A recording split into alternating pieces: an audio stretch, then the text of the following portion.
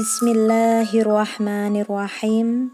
Assalamualaikum warahmatullahi wabarakatuh. Anak-anakku sholih-sholihah, jumpa lagi dengan saya Bu Uswatun Hasanah dalam materi kehadiran Islam di Nusantara. Pada pertemuan sebelumnya, kita telah mempelajari teori-teori kedatangan Islam di Nusantara dan juga mengenal Wali Songo. Kali ini kita akan mempelajari cara-cara berdakwah dan kerajaan-kerajaan Islam yang ada di Nusantara. Para dai dan mubalik menyebarkan Islam di Nusantara dengan berbagai cara, di antaranya melalui perdagangan, perkawinan, pendidikan, hubungan sosial, dan juga melalui kesenian. Kita akan bahas satu persatu agar lebih jelas, dimulai dari perdagangan. Proses penyebaran Islam dilakukan oleh para pedagang Muslim pada abad ke-7 sampai abad ke-16 Masehi. Pedagang tersebut berasal dari Arab, Persia, dan India. Daya tarik yang dimiliki oleh para pedagang Muslim ialah selain memiliki akhlak yang mulia, mereka juga santun, dapat dipercaya, dan jujur. Sehingga banyak penduduk Nusantara yang secara sukarela memeluk agama Islam. Selanjutnya, melalui perkawinan. Sebagian pedagang Muslim menikah dengan wanita pribumi, terutama putri bangsawan atau putri raja. Nah, dari pernikahan tersebut mereka mendapatkan keturunan dan banyak juga keluarga bangsawan atau raja yang masuk Islam.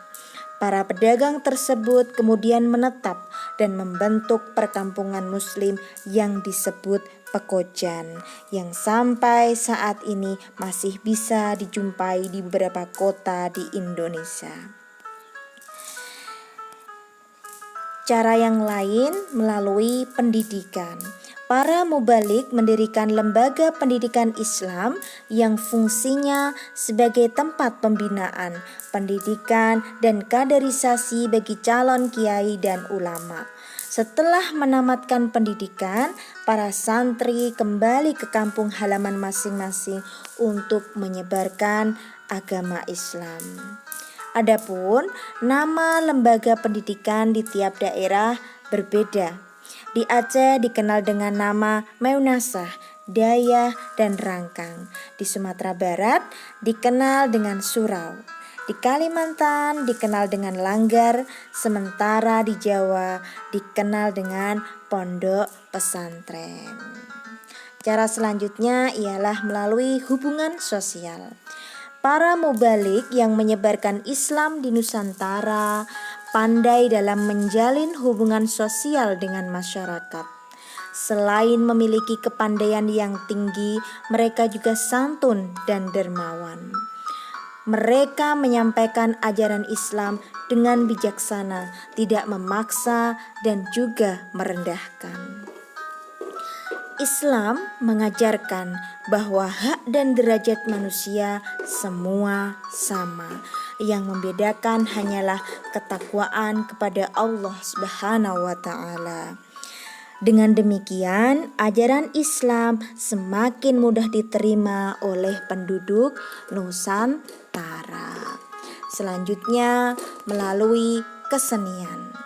Sebelum Islam datang, kesenian dan kebudayaan Hindu-Buddha telah mengakar kuat di tengah masyarakat. Kesenian tersebut tidaklah dihilangkan, namun dikembangkan sebagai sarana dan media dakwah. Contohnya, pagelaran wayang kulit yang diadakan gratis untuk masyarakat. Penonton hanya dimintai mengucapkan 2 kalimat syahadat. Setelah itu, cerita wayang kulit sedikit demi sedikit dimasukkan nilai-nilai dari ajaran Islam.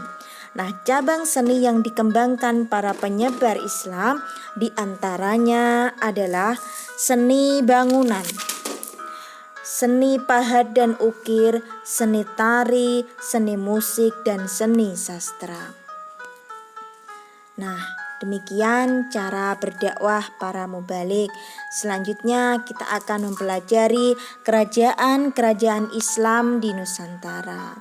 Ada kerajaan Samudra Pasai, kemudian kerajaan Aceh, kerajaan Demak, 4 kerajaan Pajang, 5 kerajaan Mataram Islam, ada kerajaan Banjar, kerajaan Gorontalo, kerajaan Ternate, dan kerajaan Tidore. Kita akan bahas satu persatu, dimulai dari kerajaan Samudra Pasai. Kerajaan Samudra Pasai adalah kerajaan Islam pertama di Indonesia. Terletak di pesisir timur laut Aceh, Kabupaten Lok Sumawe atau Aceh Utara sekarang. Nah, raja yang pertama bernama Sultan Malik Al-Saleh yang meninggal pada bulan Ramadan tahun 696 Hijriah atau bertepatan dengan 1297 Masehi. Pada tahun 1521 Masehi, kerajaan ini ditaklukkan oleh Portugis yang selanjutnya kerajaan ini mulai mundur dan berada di bawah kekuasaan kerajaan Aceh. Kerajaan Aceh terletak di Kabupaten Aceh Besar. Sultan pertama sekaligus pendiri kerajaan ini adalah Sultan Ali Mughayat Shah. Nah, masa keemasannya pada pemerintahan Sultan Iskandar Muda. Kekuasaan Aceh membentang dari daerah Deli sampai semenanjung Malaka. Bandar Aceh dibuka menjadi pelabuhan internasional dengan jaminan pengamanan gangguan laut dari kapal perang Portugis. Sultan Iskandar Muda wafat tahun 1636 Masehi, kemudian digantikan menantunya Sultan Iskandar Sani. Namun Aceh terus-menerus mengalami kemunduran. Selanjutnya adalah Kerajaan Demak. Merupakan kerajaan Islam pertama di pesisir utara Jawa yang terletak di Kabupaten Demak, Jawa Tengah. Didirikan oleh Raden Fatah, putra Prabu Kertabumi, seorang raja Majapahit pada tahun 1478 Masehi.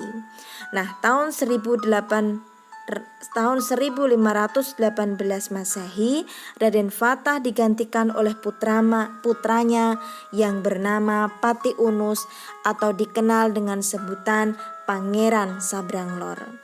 Kekuasaan Kerajaan Demak berakhir tahun 1568 Masehi. Kemudian Joko Tingkir memindahkan pusat pemerintahan dari Demak ke Pajang. Kerajaan Pajang merupakan penerus dari Kerajaan Demak. Raja pertamanya adalah Joko Tingkir yang bergelar Sultan Hadiwijaya yang berasal dari Pengging, lereng Gunung Merapi. Setelah Joko Tingkir wafat, terjadilah perebutan kekuasaan antara Sutawijoyo atau Panembahan Senopati yang merupakan anak angkat dari Hadiwijaya dengan Pangeran Pangiri, yaitu menantu Hadiwijaya. Pangeran Pangiri mengalami kekalahan. Setelah suasana aman, Pangeran Benowo, yaitu putra dari Hadiwijaya, menyerahkan tahta kepada Sutawijaya. Kemudian dipindahkan pusat pemerintahannya dari Pajang ke Mataram. Kerajaan Mataram Islam berdiri tahun 1586 Masehi.